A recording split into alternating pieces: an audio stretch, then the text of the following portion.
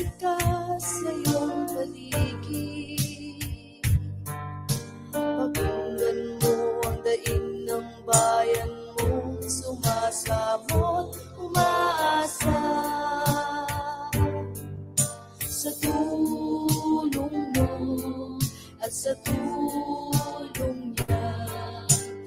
At niya ay lumaya na.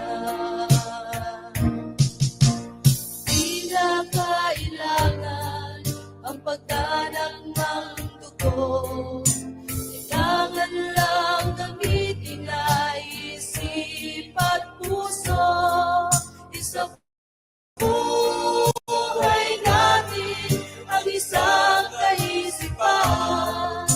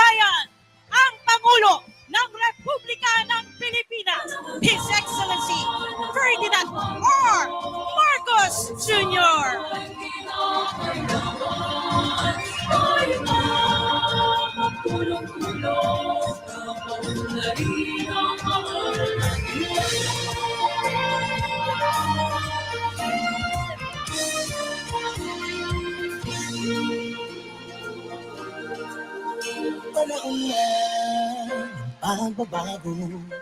Dahil sa ito ay kinakailangan tayo na magtulong-tulong na paunlarin ang mahal nating bayan.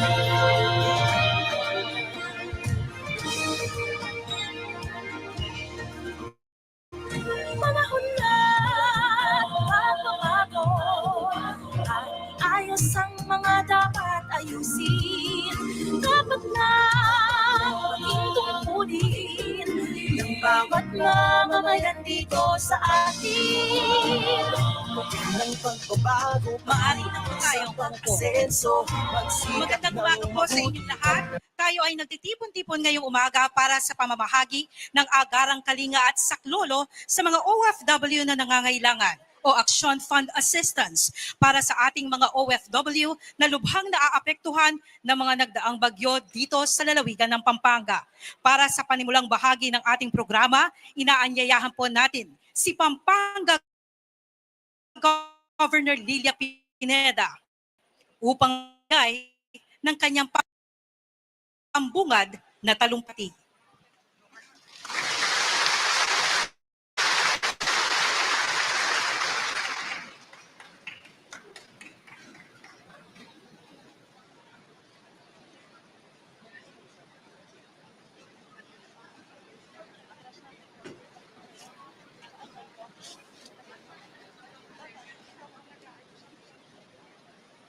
Ay. Magandang umaga po, Maya Payabak po.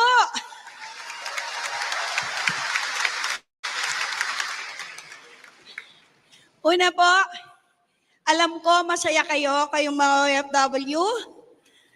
Alam ko po talagang ito yung mga araw na inaantay nyo na makarap natin ang ating presidente.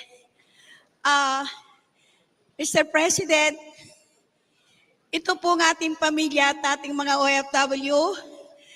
Ngayon po, talagang first time na talagang makikita kayo at nagpapasalamat po ako sa inyo sa pagunlak nyo ng aming imbitasyon kasama yung OWA, si Atty. PY, si AKSYON, DMW. Andito po yung ating TESDA. Nandito po sila lahat para sa inyo. So, sana po magiging masaya po tayo lahat kasi nandito po yung ating Pangulo ng Pilipinas, Ferdinand Romualdez R. Marcos. Marami pong salamat.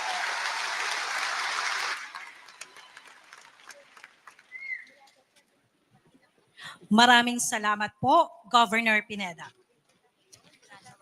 Sa punto pong ito, inaanyayahan po natin si Migrant Workers Secretary Hans Leo Kakdak upang ipakilala ang ating panauhing pandangal.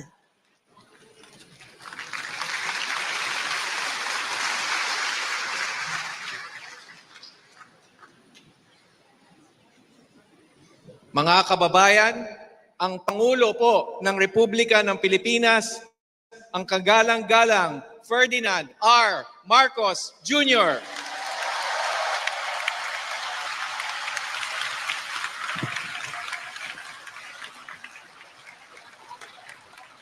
Magandang umaga po. Maraming salamat sa ating kalihim ng Department of Migrant Workers, Secretary Hans Kakdak. Magsiupo po tayo. At, pagka nakatayo kayo sa isang oras kong speech, talagang gugutumin kayo. Mapipilitan si nanay magpakain sa inyo lahat ng hapunan. Andito rin po kasama po rito natin ang ating secretary ng TESDA, ang Secretary Kiko Benitez. Ang TESDA po ang gumagawa po ng mga training at nagtuturo sa ating mga manggagawa ng mga bagong teknolohiya. Kaya napakahalaga po na sila'y kasama rito sa ating pagbigay ng tulong sa pamilya ng ating mga minamahal na OFW. Ang Overseas Workers Welfare OWA Administrator Patricia Yvonne Kaunan na ganoon din ang trabaho po na ganyan din po, alalayan, alagaan, at bigyan ng tulong lahat po ng ating mga OFW kahit saan po sa buong mundo. At ang ating Provincial Governor, Governor Nanay Pineda. At Provincial Vice Governor, Vice Governor Delta Pineda. Ang mga minamahal nating OFW, ang mga lingkod bayan natin, at ang mga bisita na nandito ngayon, at ang pinakamahalaga na nandito, nakasama natin ngayon kayo po, mga benepisyaryo dito po sa action program na ating ginagawa. Magandang umaga po, magandang tanghali na po sa inyong lahat. Sa tuwing nakakasama ko ang ating mga kababayang OFW, hindi ko maiwasan na humanga at sa kwento, matuwa sa kwento ng inyong mga pagsisikap. Hindi biro ang inyong pinagdadaanan. Malayo sa pamilya habang nagtatrabaho sa ibayong lugar para sa kinabukasan ng kanilang mga mahal sa buhay. At kapag may mga problema o mga pangyayari sa inyong pamilya dito sa Pilipinas, may kalamidad kung sakali o talagang doble o triplo pa ang inyong hirap sa pag-aalala.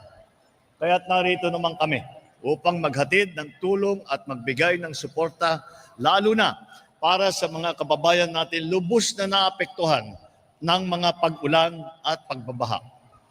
Bilang tugon sa matinding pinsala ng mga nagdaang habagat at bagyo, magbibigay ang Department of Migrant Workers ng tulong sa pamamagitan nitong AKSYON Fund. 3,000 benepisyaryo mula sa mga apektadong lugar sa Pampanga ang makakatanggap ng tigli 5,000 piso bawat isa bilang tulong sa inyo. Hindi lang po, meron pa ang benepisyo kung tawagin na hindi cash, kundi non-cash benefits.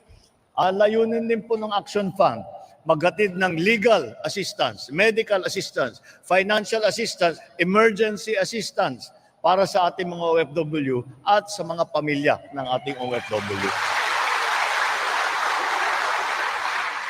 Ito ay aktwal na tulong, lalo na sa mga sandaling walang ibang matatakbuhan. At dahil sadyang malapit kayo sa puso ko, ang tanggapan ng Pangulo ay magbibigay din ng karagdagang tigli 5,000 piso para natulong sa inyo.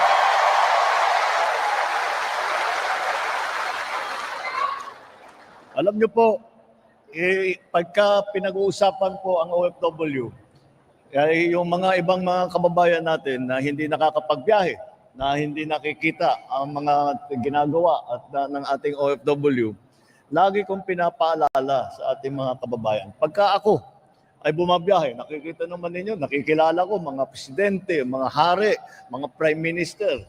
Lahat sila. Ang unang, pag pinakilala ko, this is Ferdinand Marcos, the President of the Philippines, ang unang sasabihin sa akin, ang gagaling ng mga Filipino worker doon sa bansa namin. Napakasipag, napakabait, napakahusay, napakadaling turuan. Ang gagaling pa mag-English. Yun ang mga advantage natin at hanggang ngayon.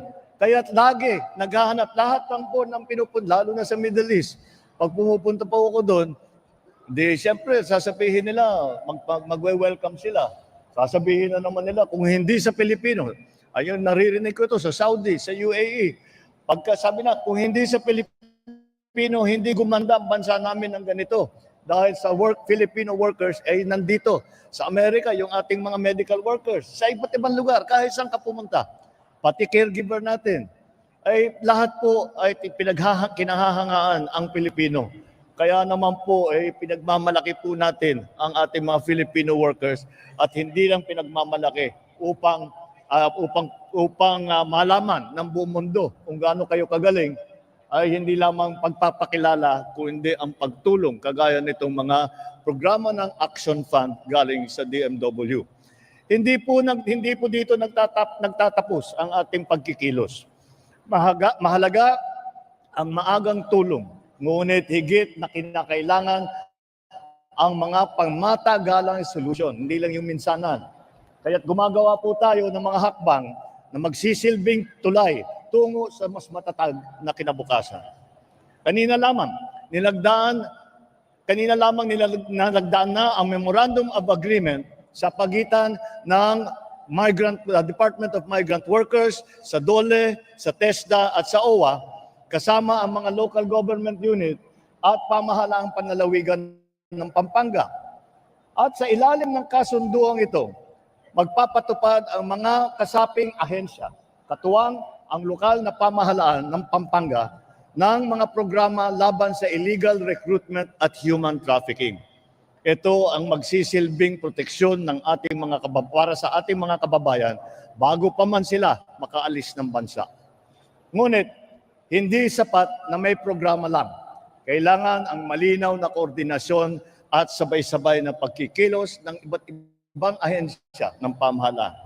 Kasama ko ang DMW sa hangaring magtagumpay ang kasunduan nito at lahat ng mga programang makakatulong sa ating mga OFW. Dito sa Pampanga, ating ipapatupad ang MOA, isang simbolo ng pagtutulungan ng local government kasama na ang national government laban sa illegal recruitment at sa human trafficking. Ako, inaasahan ko na magiging maganda ang resulta ng kolaborasyong nito. Para sa mga ahensya ng gobyerno at lokal na pamahalaan na nandito ngayon, gawin nating normal ang mabilis, maayos at makataong serbisyo. Sa bawat desisyong ating gagawin, lagi nating iisipin kung paano natin mapapaglingkuran ang ating kapwa Pilipino na may dignidad at malasakit. Magsilbi tayong solusyon, hindi dagdag na pampahirap. At para naman sa mga minamahal nating OFW, hindi matutumbasan ng anumang salita ang aming pasasalamat sa inyong sakripisyo, sa inyong pagmamahal, sa inyong mga pamilya, sa inyong mga kababayan at sa inyong minamahal na publika ng Pilipinas.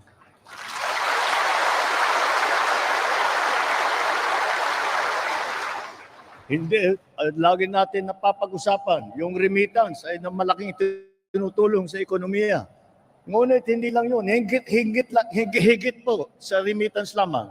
Kayo rin ay nagpapadala ng pag-asa at dangal para sa sambayan ng Pilipino.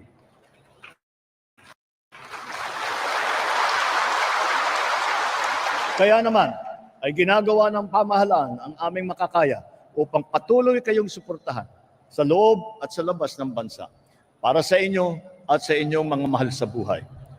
Kaya't magtulungan po tayo upang mabuo ang isang maunlad, makatarungan at progresibong bagong Pilipinas. Maraming salamat. Mabuhay ang ating mga bayaning OFW. Maraming salamat po, mahal na Pangulo. Inaanyayahan po namin ang ating Pangulo para sa photo opportunity kasama ang ating 17 benepisyaryo mula sa 17 pinaka-apektadong lugar sa Pampanga ng mga nagdaang bagyo. Sila po ay tumanggap ng kabuang 10,000 piso kung saan ang 10,000 piso ay mula sa Office of the President at ang 10,000 piso cheque ay mula naman sa Action Fund Assistance ng Department of Migrant Workers.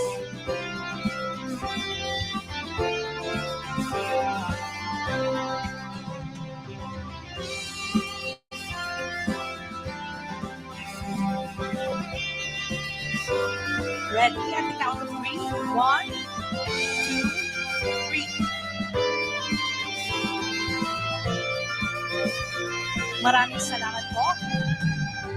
Sa pagkakataon ito, inaanyayahan po natin ang ating mahal na Pangulo para sa isang group photo kasama naman ang ating mga beneficiaries dito sa ibaba ng entablado. Iniigit po natin ang ating mga beneficiaries at mga bisita na magsitayo at samahan ng ating mahal na Pangulo para sa isang group photo. Maaari pong i-occupy natin ang mga bakanting spaces sa may gitnang aisle.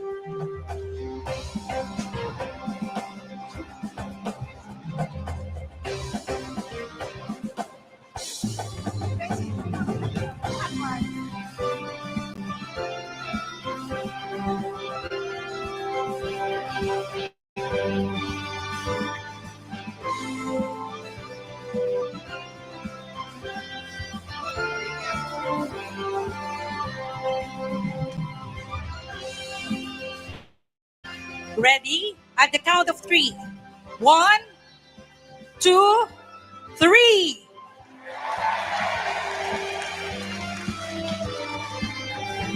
Maraming salamat po, mahal na Pangulo.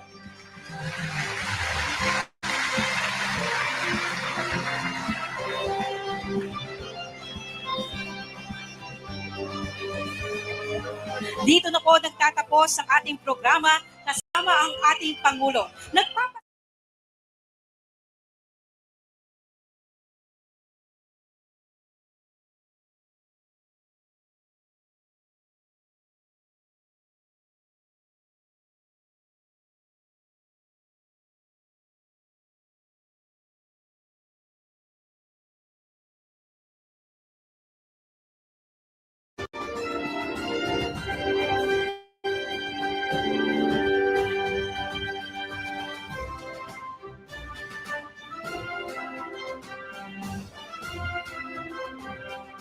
of the Republic of the Philippines, His Excellency Ferdinand R. Marcos Jr.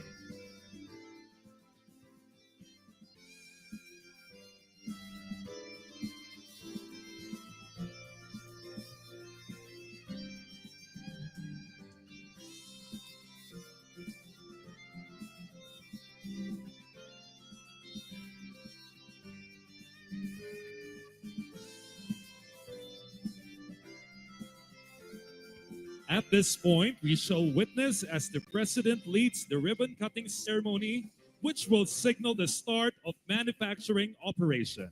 Here to assist the President and witness this auspicious event are His Excellency Dato Abdul Malik Melvin Castellino bin Anthony, Ambassador of Malaysia to the Philippines, Secretary Maria Cristina A. Roque of the Department of Trade and Industry, Secretary Frederick D. Go, Special Assistant to the President for Investment and Economic Affairs, Honorable Governor Lilia G. Pineda of the Province of Pampanga, Mr. Lloyd Juan E., Founder and Group CEO of Farm Fresh Berhad, Mr. Sean Pu, CEO of Farm Fresh Milk Incorporated, Mr. Azmi Zainal, COO of Farm Fresh Milk Incorporated, and Mr. Frank Lau.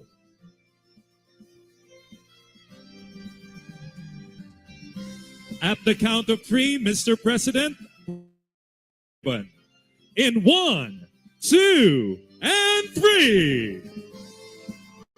Congratulations to Farm Fresh Milk Incorporated. Thank you, President. At this point, may we request the President to kindly grant us a photo opportunity.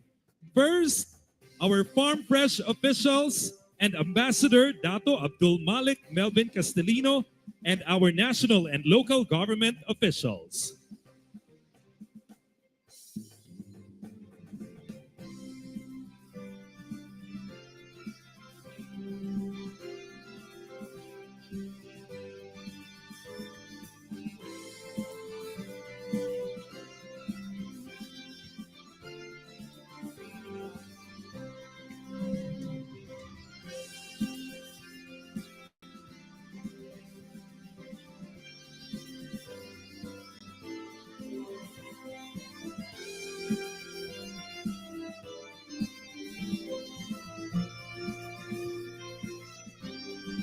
Next, may we call on the Farm Fresh Milk Technical Working Team to join the photo opportunity. Thank you.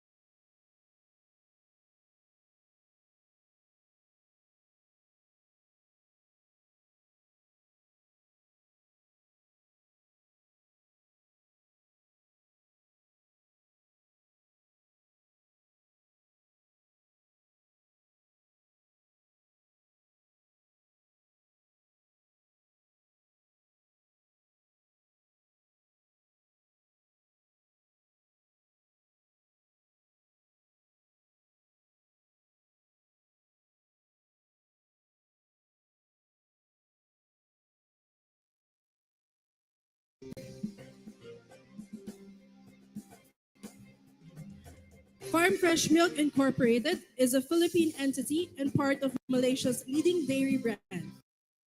As an integrated dairy producer,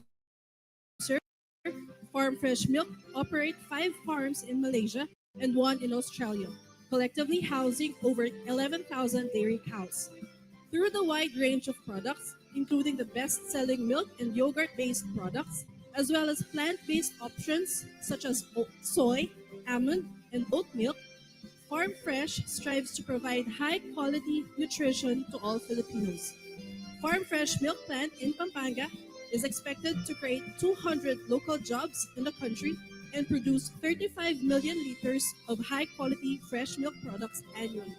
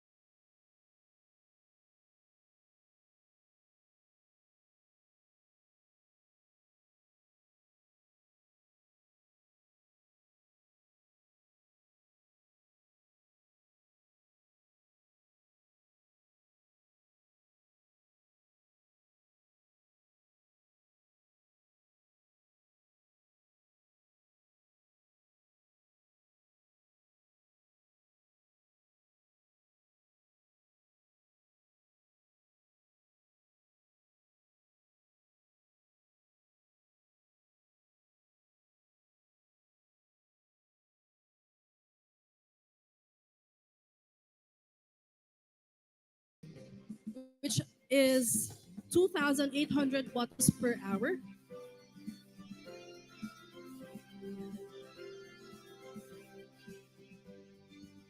So inside the building 3, the president will be witnessing various areas of milk production.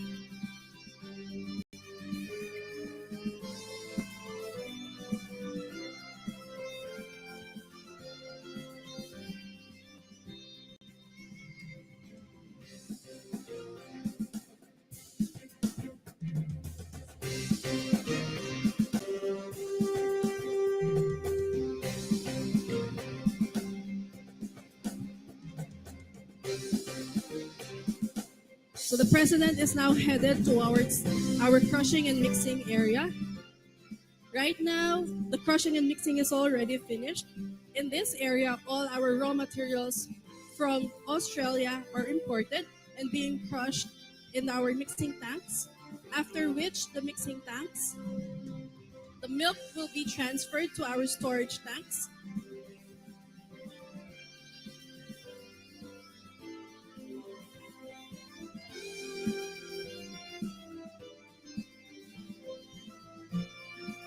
So Miss Catherine Espanola is our production lead who's doing the plant tour for our president.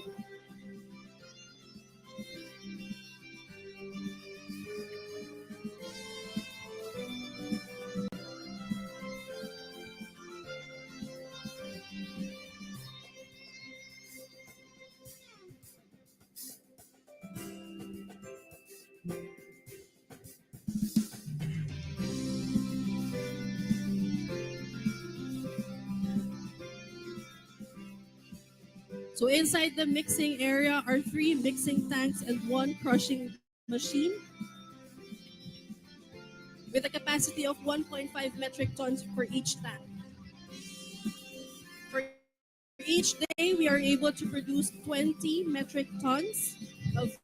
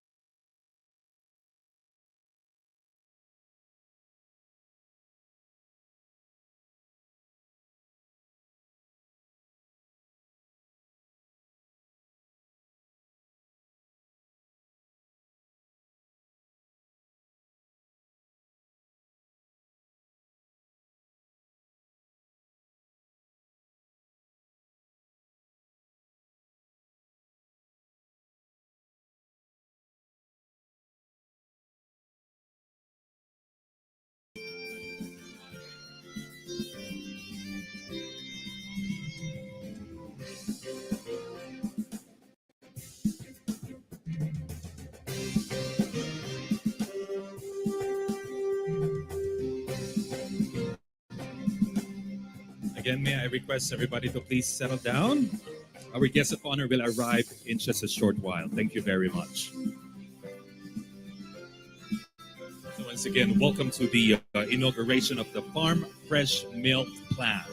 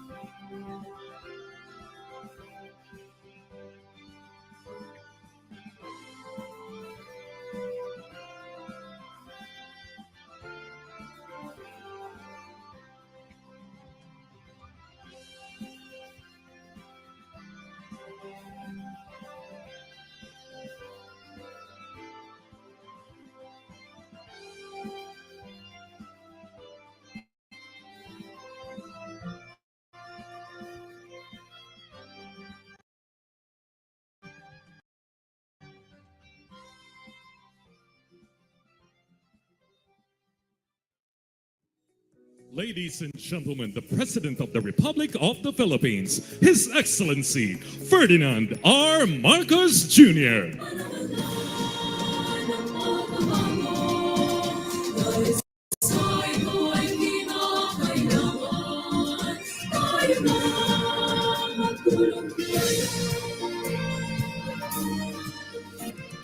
Once again, ladies and gentlemen, the President of the Republic of the Philippines, His Excellency Ferdinand R. Marcos Jr. Bansa ito ay kinakailangan. Tayo na. May we request everyone to remain standing for the singing of the Philippine National Anthem, to be followed by the National Anthem of Malaysia.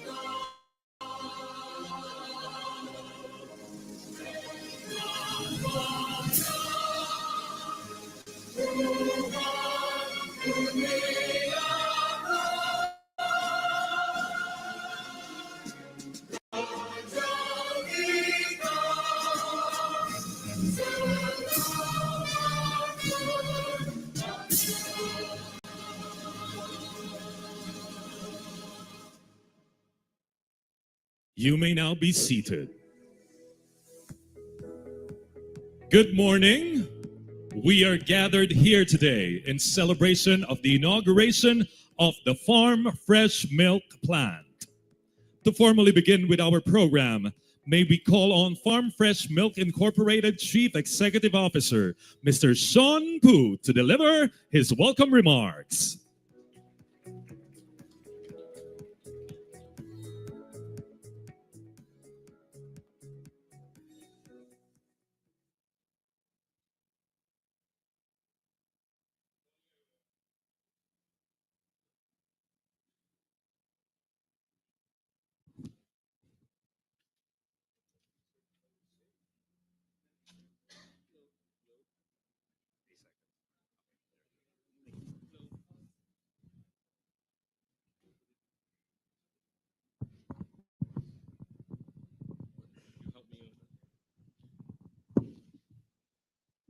Hello. Okay. Morning everyone. Magandang umaga po sa inyo lahat. His Excellency President of the Philippines, Honorable Secretaries and members of the Cabinet, Malaysia Embassy Office, Governor Office, and delegates from the University of the Philippines, UPLB, partners, colleagues, and friends. Good morning and welcome.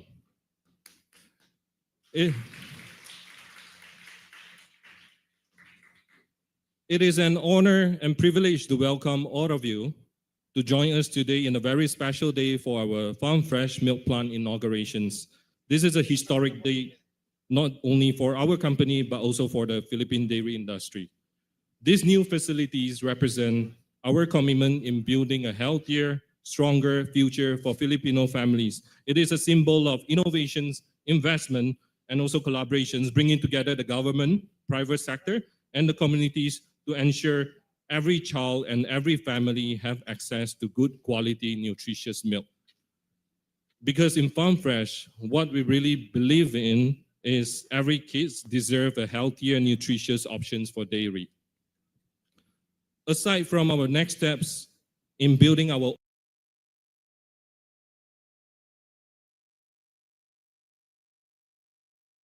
working closely with the National Dairy Authority to procure raw milk from the local farmer. You can see that from our raw milk tanker sitting in front of the factory. So that is, we will work with the partnership program closely with the local dairy farmer. So it will not just be like a one-off buying transactions. We are looking forward to partner closely with them to form a program to buy milk from them at a consistent volume every month at the fair market rate. At the same time, we are providing them the technical assistance, leveraging with our success story in tropical dairy farming in Malaysia. So that is our commitment effort to improve the livelihood of the local dairy farmer. Together, we strongly believe we have a bright future ahead for the local dairy industry. Our presence here today in the Philippines would not have been possible without the meeting taken place with the President back in July 2023 in Kuala Lumpur. From that meeting, we strongly believe the visions and passion of His Excellency President in addressing the national food security challenge, and also that's the core reason why Farm Fresh is here in the Philippines today with the core missions to nurture the younger generations here in the Philippines. Thank you, Mr. President. And very importantly, I also would like to thank to the strong support from the government office, particularly Department of Trade and Industry, the Office of the Special Assistant to the President for Investment and Economic Affairs, the Department of Agriculture, National Dairy Authority, and the local Pampanga Governor Office. Your partnership and support are the reason that gives us the confidence to continue investing in the growth of the Philippine dairy industry here. Thank you.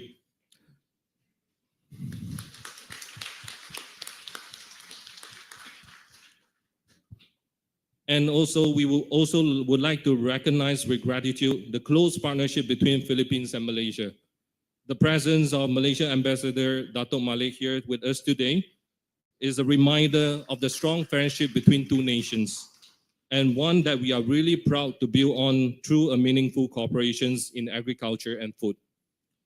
On behalf of Farm Fresh Milk, I extend my deepest appreciations to everyone who has made this day possible. Maraming salamat po at mabuhay ang bagong Pilipinas.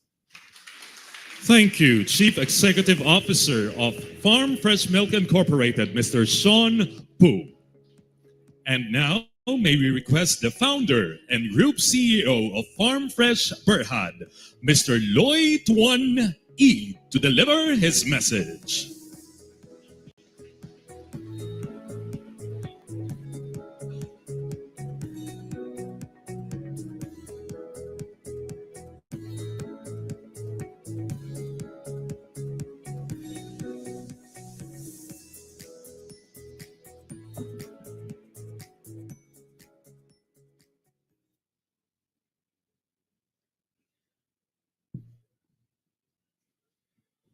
Good morning, Your Excellency, Mr. President, distinguished guests, ladies and gentlemen. On behalf of Farm Fresh, I would like to warmly welcome all of you to this very special occasion, the inauguration of our very first plant here in Philippines. Mr. President, I am deeply honored that you have taken your time for us today, and I can still very vividly remember back on 27 July 2003 when you're in Kuala Lumpur. During that meeting, I remember you told me, Loy,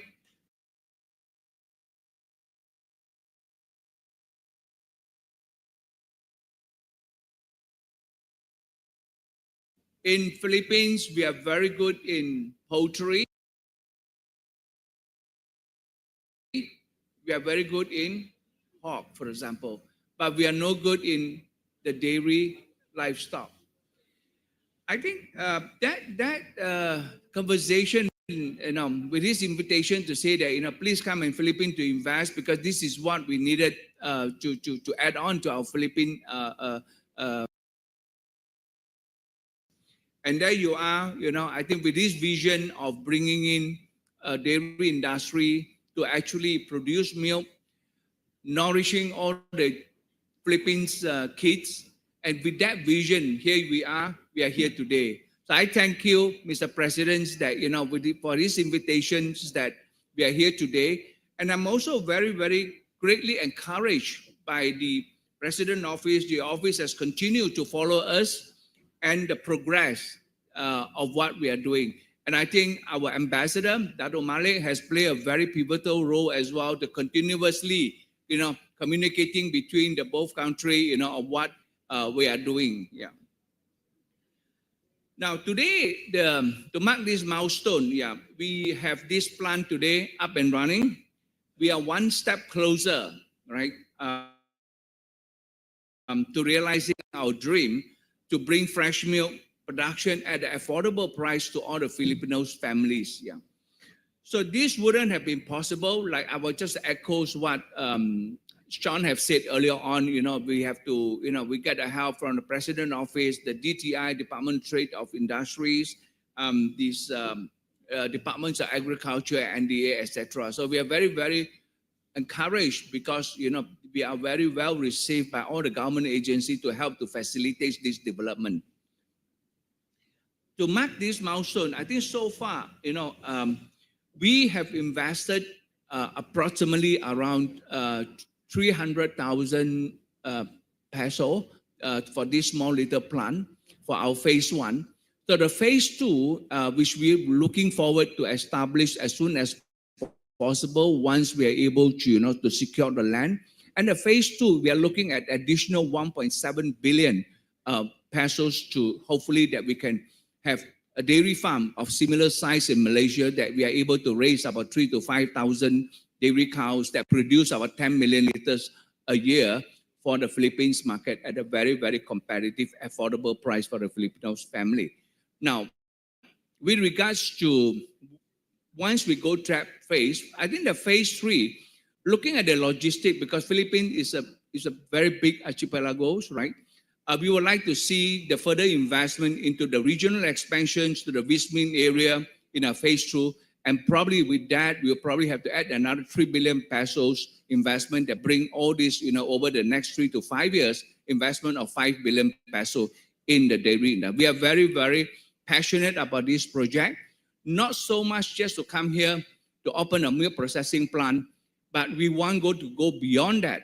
I think our heart is with the dairy farming, how we can over the years develop a whole sustainable dairy ecosystem that we are able to benefit the Filipinos families at large and bringing in all this nutritious food to milk to all the Philippines kids, right? So this is what we wanted to do, that we are able to assist the farmers. We build the whole ecosystem, and then as well as, how can we impact the communities around us.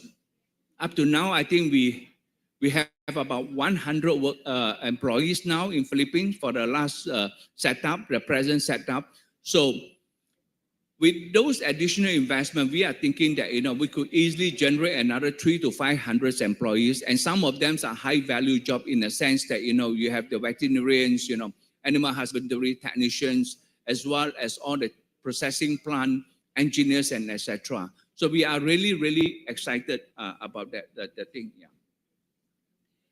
Now, in terms of land opportunities, over the years we have visited a few sites. For example, the UPLB Paite site was a very, very suitable site, and we truly hope that we are given an opportunity to lease some of those land that we are able to do scaling of the dairy production. Along the way that, can use that facilities to train the students, the interns, as well as the farmers training. So it will be a very good public private collaboration, and we truly look forward for that opportunities here. And with that, I think today I also would like to announce that for Farm Fresh, we are currently on the way to deliver 5,000 packs of milk for the Cebu earthquake-affected children. And then we will also contribute another 5,000 packs to all these, our lovely Pampanga boys and girls. You can see the lovely kids down there. We will contribute another 5,000 packs to them. With that, Mr. President, I look forward for your continued support, and we hope that this, journey that you continue to facilitate, and then we will see a fruition of our investment in Philippines. Thank you very much. Thank you, Mr. President. Yeah. Founder and Group CEO of Farm Fresh Berhad, Mr. Lloyd Tuan E. Thank you, Mr. Lloyd. At this point, may we call on to introduce the President, Special Assistant to the President for Investment and Economic Affairs, Secretary Frederick V. Go. Ladies and gentlemen, the President of the Republic of the Philippines, His Excellency Ferdinand R. Marcos Jr.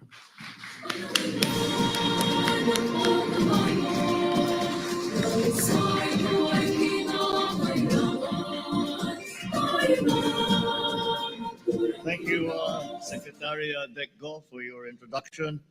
The Malaysian Ambassador to the Philippines, His Excellency Dato Abdul Malik Melvin Castellino, who has been working very, very hard on this and other projects that we are hoping to do with Malaysia. Trade and Industry Secretary Chris Roque, Pampanga Governor Lilia Nanay Pineda. I also saw the Vice Governor Delta, the honorable members of the House of Representatives. We have Congressman Janet Garin, and our latest newly elected Congresswoman, the Congressman Florabel. Siyang nagpapakain sa buong House of Representatives ngayon. Kaya nagtatabaan yung mga congressman natin. The Farm Fresh Milk Berhad founder and group CEO, Lloyd Tuan E. The Farm Fresh Milk Incorporated Philippines CEO, Sean Pu.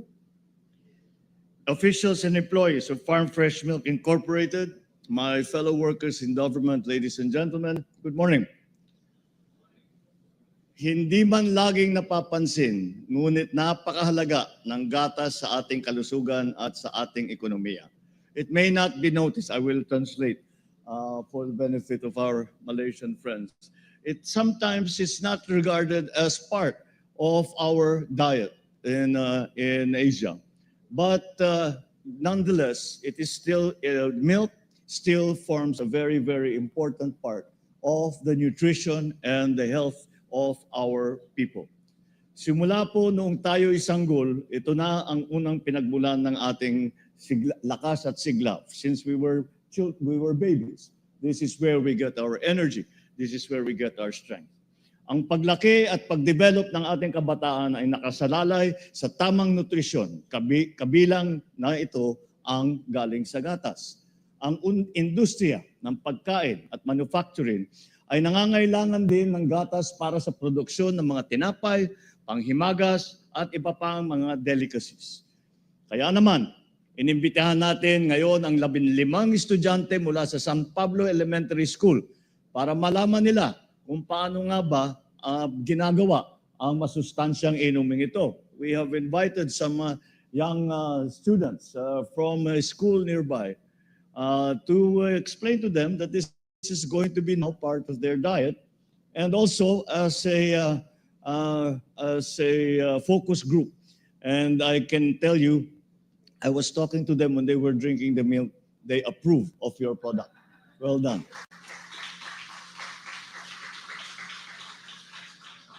Ngunit hindi natin maikaila na marami pa rin pagsubok ang hinaharap ng dairy industry dito sa bansa. Isa narito ang patuloy ng pag-asa natin sa pag-aangkat ng dairy products mula sa ibang bansa. Dagdag pa rito ang epekto ng pagbabago-bagong klima at nagpapababa ng ating produksyon ng gatas. Nangangailangan tayo ng mga bagong pasilidad upang maayos na makolekta ang mga proseso ng dairy product. Sa pagpapasinaya natin ng Farm Fresh Milk Incorporated Plant, layo nating tiyakin ang karagdagang lokal na produksyon at supply ng gatas sa bansa. With Farm Fresh here, we are looking forward to a much larger supply of fresh milk for our people.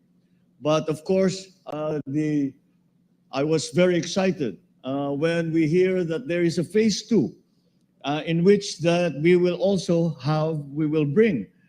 bring some cows from, I suppose, from Malaysia, from Australia, and bring them here, and so that they can produce milk here in the Philippines. This is very important because this is going to be an import substitute. Most of our milk products at present come from importation. Sa tulong ng plantang ito, makakapag-produce na ng 32 milyong litro ng pasteurized milk, 32 million liters of pasteurized milk, and more than 2.4 million liters of yogurt every year. Magbibigay din nito ng mga oportunidad na magkaroon ng kabuhayan ng mga magsasaka at mga farm workers natin dito sa komunidad. Bukod sa mas epektibong produksyon, magbibigay rin ito ng mas magandang kinabukasan para sa ating kababayan. None of this would have been possible without the consistent support of Farm Fresh in our collective aspiration to boost our local products of dairy, to boost our local production of dairy products. Through your efforts, more Filipino farmers, veterinarians can now have a more stable and dignified job. So I hope you will continue to improve and expand your operations, bringing greater opportunities to our communities. I think the idea that we share the same idea that perhaps phase 2 can be regarded and can be approached, can be packaged as a PPP project, and we will have an unsolicited proposal, and from that we can move it much faster. That's our advice. Make it an unsold proposal. It will be much faster. Both secretaries of the Department of Trade and Industry and Secretary Decgo for Trade and Investment will also be with you and helping you go through that process. We have spent a lot of time in the last couple of years trying to streamline that process. And so you will be the beneficiary of the changes that we have made to the process, especially of approving unsolicited proposals. Bilang suporta naman ng pamahalaan sa industriya, ipinapatupad natin ang Dairy Industry Development Program alinsunod sa Republic Act number 7884. Sa ilalim ng programang ito, nagpapahiram tayo ng puhunan sa ating mga magsasaka, nagbibigay tayo ng dairy animal, at nagsasagawa ng training mula sa dairy management at dairy husbandry hanggang sa breeding.